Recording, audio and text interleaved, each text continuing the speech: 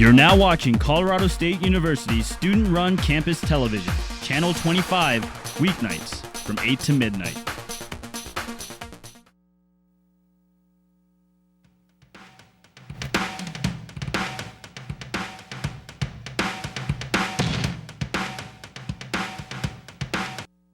Camera cell phones are raising some serious concerns about an individual's right to personal privacy. Good evening and thank you for joining us. I'm Andrea Kuning and I'm joined alongside Addie Knowlton. When we come back, we'll be discussing the new camera cell phones and how they are raising concerns about personal privacy in public places, including health club locker rooms. And later, I'll be talking with the Vice President of Administrative Services and ASCSU Director of Legislative Affairs to discuss the issue of tuition. Stay tuned. We'll be right back. For Wednesday, March 24th, 2004, you're watching CTV Talk.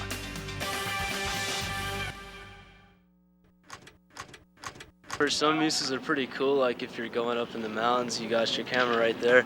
But I think maybe they're not the coolest thing like inside the gyms. It's not quite the James Bond bow tie camera, but the newest line of camera cell phones may be nearly as well disguised. For years, no one thought twice about the ringing phones in the gym or bathroom, but people cringe to think of being photographed in such personal settings. It kind of makes me more cautious. Now the new advancements in cellular technology leave people questioning the motives of the people around them. Cameras in cellular phones can be so small and relatively undetectable that you may not know if the person beside you is checking his voicemail or checking you out. If we see people in the building that have cameras, video cameras or media crews, then we approach them and ask them what they're doing. But how do you tell someone to put away their phone in the 21st century? There is no standard in the industry for recreation centers at this time. However, we are monitoring the situation. It is becoming an increasingly common concern. Colorado lawmakers may have their own way to curb usage and keep phones in the hands of their owners. House Bill 1266 would criminalize the act of photographing a person without his or her consent in places that have a reasonable expectation of privacy.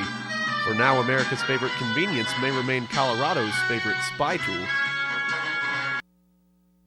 Beginning with their inception several months ago, the newest cell phones on the market with built-in cameras are creating controversy nationwide. Personal privacy becomes an issue when pictures can be easily taken and distributed with these cell phones via the internet. These picture cell phones are especially questionable in public areas like gyms and locker rooms. Later in the show, we'll be discussing the issue with some CSU students and Kevin May. All right, first of all, guys, I'd like to know what your opinion of cell phones are. I think they're for thing. I don't know. I don't think they're real harmful. I don't own one personally, so I don't really know, honestly, what all the uses of them could be, but I don't see them as particularly harmful any other than any other cameras. Mm-hmm. Yeah. Nicole? I don't think they're a threat at all. Anybody can own just a personal digital camera, which is just the same size as a cell phone, which they could easily, with better picture quality, go in anywhere and take a picture. Also, there's a flash with digital cameras versus on cell phones there's no flash, and so picture quality, again, isn't as great. Mm-hmm.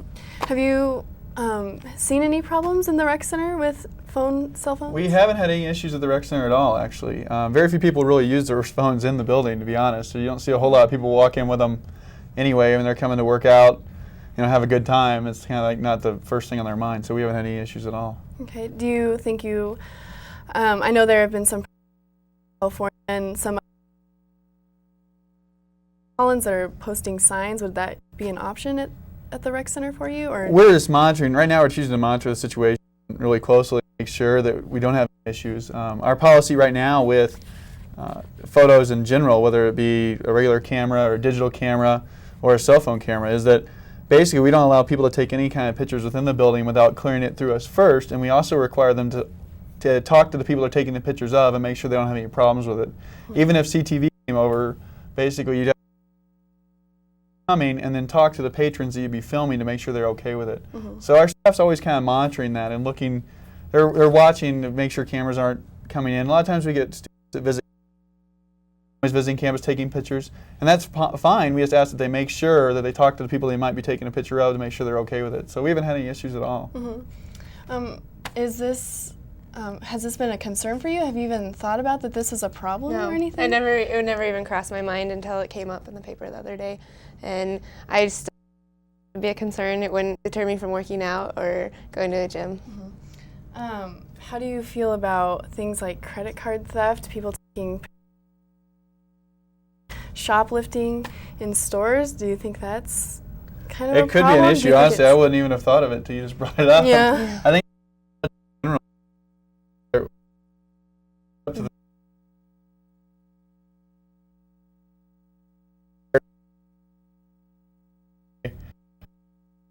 a long way because of the technology, and so I think that, I think it's something you grow with, figure out what you need to do as those issues arise. And do you think maybe this is then, since kind of technology kind of changes instead of a legislative law, maybe thing? Do you think it would be better things? Opinion is that it should be up to the business. It should be up to the organization rather than like a legislature or whatever. I mean, we're a state organization. If the state legislature you need to do about camera phones, then obviously we would have to follow suit, and we would do so. But I would rather see it be something that's up to the independent organizations to figure out what is the issue at hand and how does it affect them. Do you kind of feel the same way that? Yeah, I agree. It should be up to the business, and I don't think it should be a legislative issue. What about the quality? I know that you know some things about cameras. What about? I know they're very good right now, but I know in the future the technology is going to be greater. So they will be better, become better. They're also going to become more expensive if that.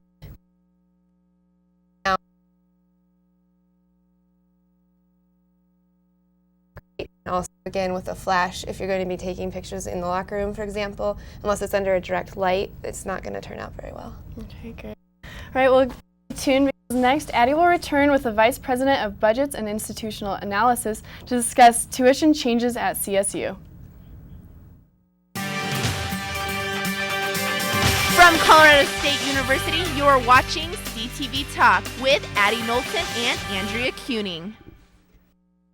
Hello, I'm Dexter Yarbrough, Chief of Police of the Colorado State University Police Department. The CSU PD is a full-service law enforcement agency devoted to the welfare of the university community.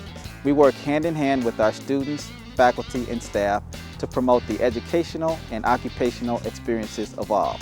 For further information, feel free to contact us at 491-6425. And also, we're located here on campus in Green Hall. Thank you.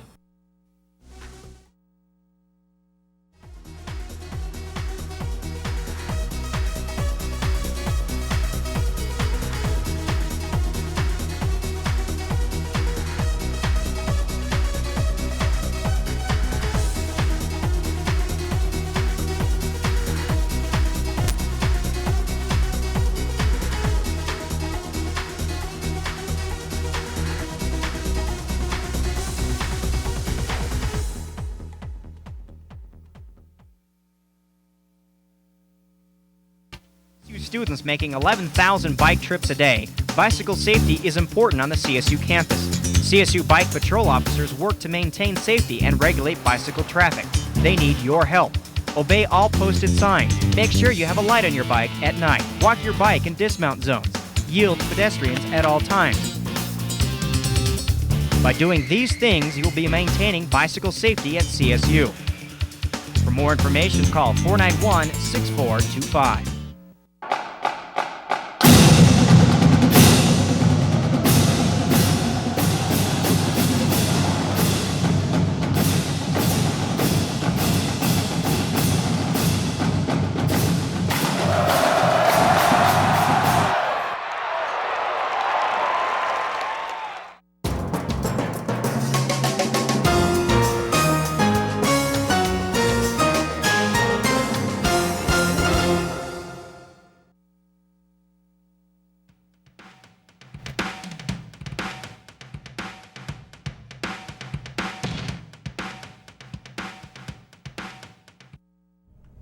Welcome back. We'd like to remind you that CTV Talk is a program committed to covering current events in depth.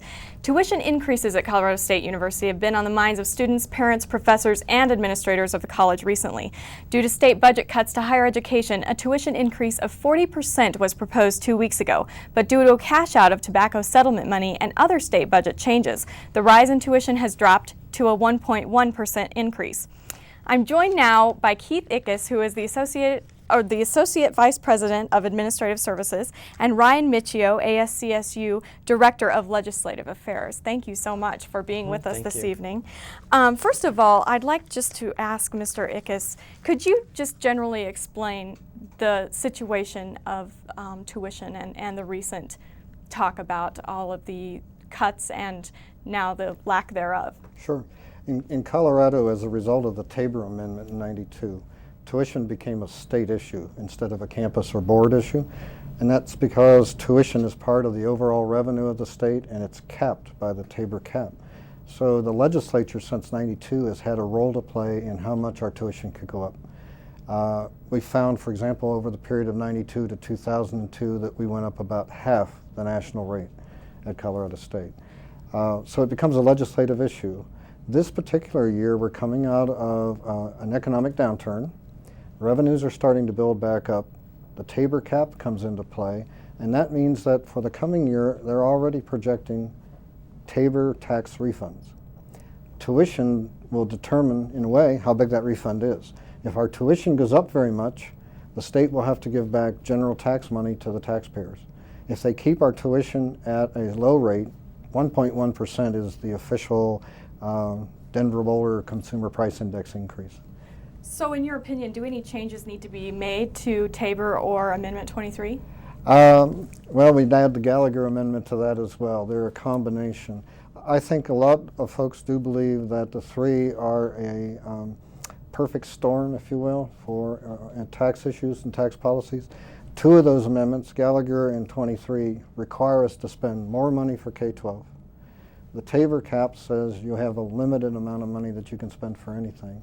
And I think the proposal has been, or the suggestion, that by 2011, 100% of the state budget will be K-12 education if you don't change one of the three. So what will that do to higher education? We'll be squeezed out slowly but surely. And become privatized? That's one option, and that might be one direction that the state might want to go. Ryan, as a student, do you think that the Colorado legislation is showing enough concern for higher education, or do you think that they're making decisions based on how students actually feel? I think I spent a lot of time down there in the position that I have for ASCSU. You could ask any legislator how they feel about higher education and if they care for it, and they will tell you that they do. Working with members of the Joint Budget Committee and just other legislators from our delegation and delegations in Pueblo, they recognize that higher education is just is one of the last items in the state budget that's considered for where funding or for where dollars go. So it's not a question of whether the legislature cares to protect higher education.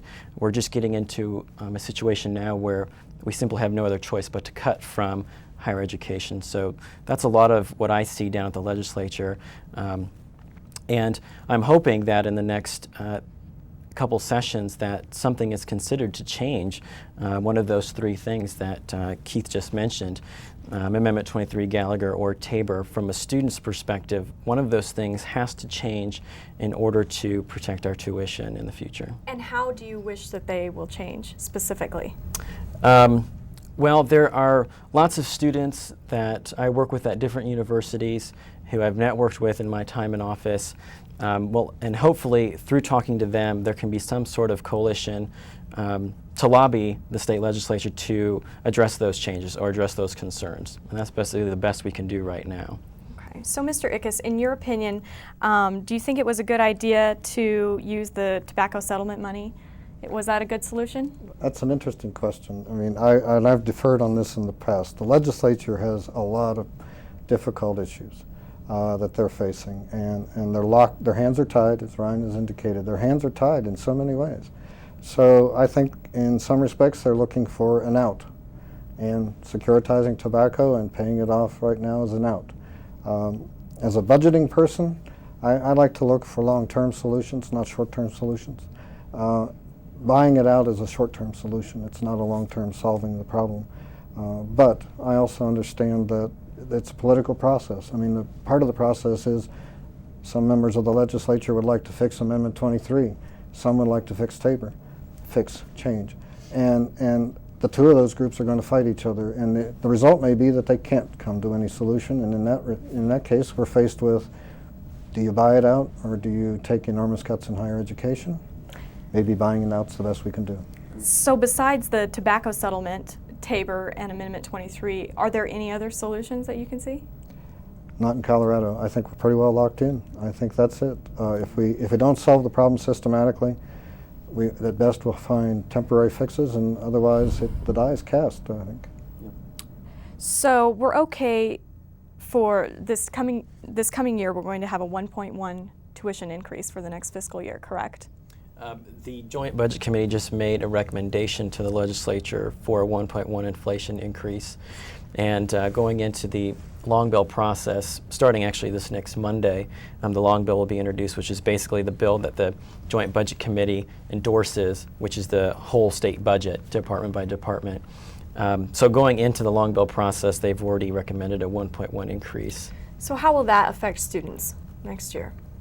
Well, compared to years past, actually, it's a lot less than the inflation increases we saw last year, or for the last few years, and I'm sure Keith could give you the numbers for the past few years, but if I'm not mistaken, the past year it was around 9 or 10% for resident students and about 12, I believe, for non-resident. And so that's considerably better considered or compared against last year. As far as what else that will bring, we'll have to wait through the long bill process to see how much more dollars are maybe taken or given to, which I doubt, to higher education. Okay, so with this increase every year and this ultimately a crisis, will education at CSU, the quality of education suffer, Mr. Ickes? We hope not. It's hard to tell. I mean, after a point, it comes so tight that you have to start cutting back. I mean, we know from last year's budget cuts that our class sizes got a little bit bigger. Nothing dramatic, and probably any given student couldn't necessarily point to something. But we know on average it went up a little bit. We know that we're down in the number of faculties, so faculty-student ratios went up a little bit. So there's these little changes that one student or one group of students coming in as freshmen, they may not see right away.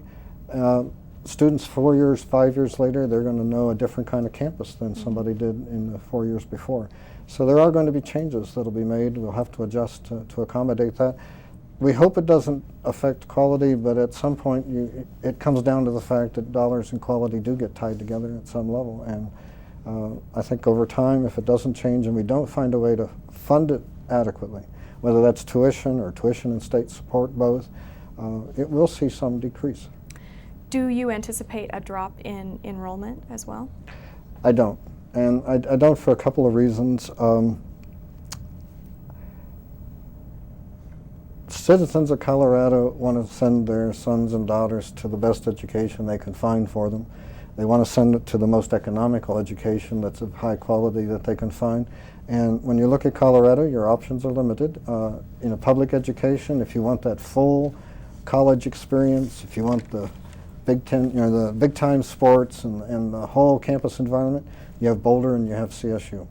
And you make your choices in a lot of cases. If you like one campus or the other, you like the style of the campus, the environment, the town. I don't think people are going to change their minds with lower tuition, higher tuition, if the quality changes a little bit, because your other option is to look outside the state of Colorado, and now you're looking at a very different financial perspective. But isn't it true that Colorado is ranked 49th in the price of... In funding for higher education? Yeah, we're right up there at the top of the bottom list, yes. So yes. It will still continue to be more expensive to go out of state, oh, even in 5-6 years? I think in many respects it will, because other states are raising their tuition. I mean, we're looking now, our tuition's $2,908 for a resident student. Back in Pennsylvania, if you want to go to Penn State, it's over $7,000 as a resident. Illinois, it's almost $7,000. So the other states are moving right along. We're still a bargain. So how is ASCSU preparing for the budget cuts, or what kind of response are you getting from students? Or tuition for tuition cuts, increases? Yeah, increases. Well, actually, I guess they've kind of come in two waves this year. One we saw in the fall, where we heard rumor that the Board of Governors and Dr. Penley, University President, was considering tuition increases. On top of inflation, they considered things like differential tuition. That's kind of been put on a back burner right now, or at least we haven't heard anything as of late regarding those increases. We just see the JBC increase of 1.1%. And as far as ASCSU and what we're doing, my job basically is to be at the legislature as much as I can, watching the process and seeing what changes are made, quickly responding to those changes and communicating them to the students. As far as this issue, tuition, it's hard to, for me personally, any one person to affect that much change, anywhere we go, or ASCSU even as a student government to create that much change down at the state level. So basically, the best thing we can do is that I can do and pass along to others is be educated about what changes are being made and what options we have to control those changes. And like we've been talking about, Tabor and Amendment 23 and Gallagher are the things that we need to consider in order to make some changes here in the future, or else we're going to be in some trouble by 2010.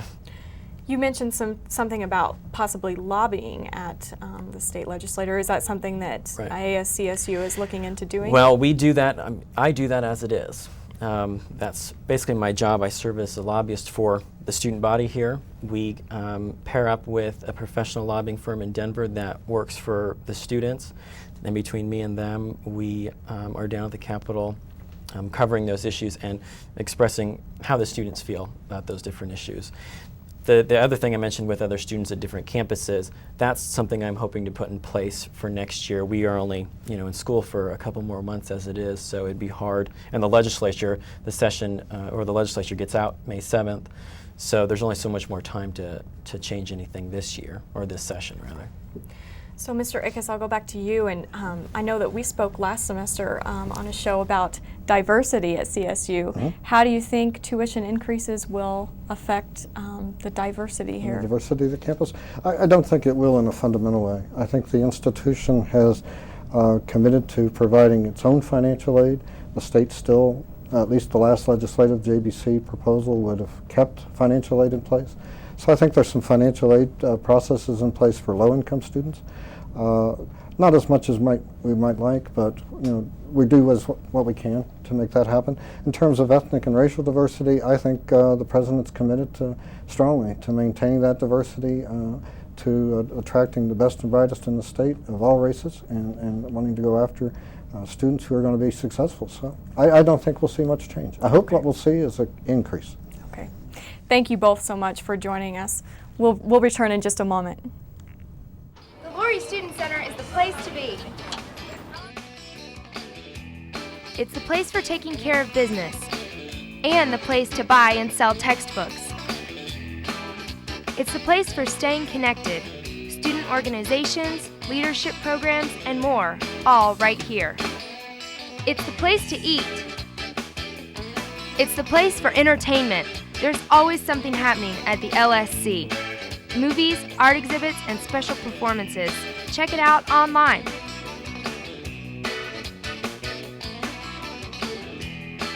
The Laurie Student Center is definitely the place to be.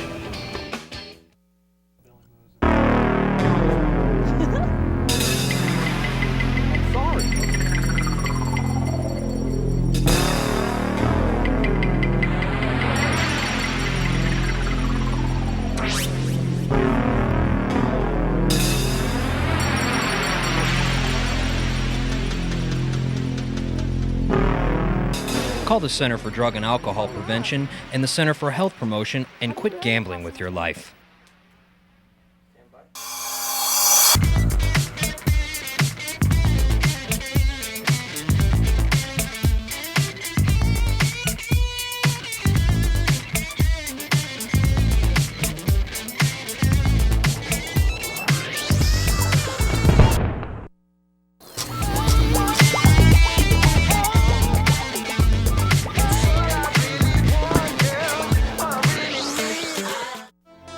watching Emmy Award-winning campus television, winner of the 2003 Heartland Regional Emmy Award for Outstanding Student Achievement.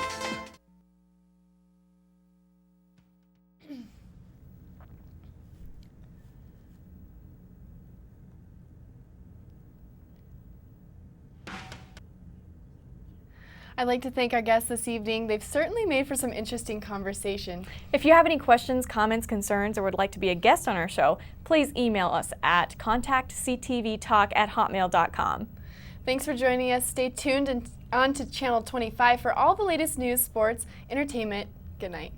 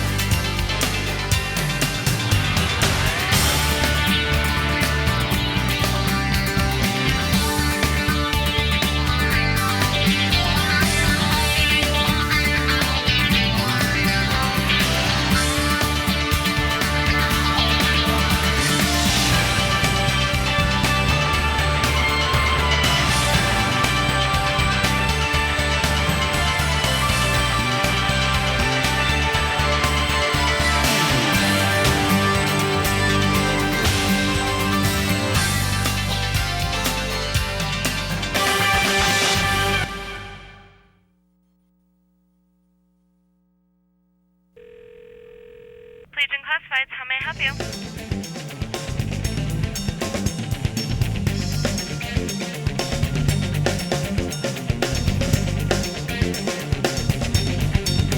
Place it, find it, buy it, sell it, rent it. All this and more with the Rocky Mountain Collegian Classifieds, as low as $4.50 a day. Call 491-1686, 491-1686. Campus service officers are the eyes and ears of the CSU Police Department. They provide safe walks to all students and are available 7 days a week. To request a safe walk, pick up an emergency phone on campus, call the Safe Walk line, or simply ask a CSO on duty. CSOs patrol and provide walks from Constitution to Matthew Street and Prospect to Mulberry Street. To be safely escorted to your destination, call 491-1155. One radio, 24 hours a day, 7 days a week. Zero commercials. Turn it up! Turn it up! Turn it up! 90.5 KCSU. 90.5. This is your student-run radio. It is your student-run radio station. On your FM dial. Run by students, for students. It's 90.5 KCSU.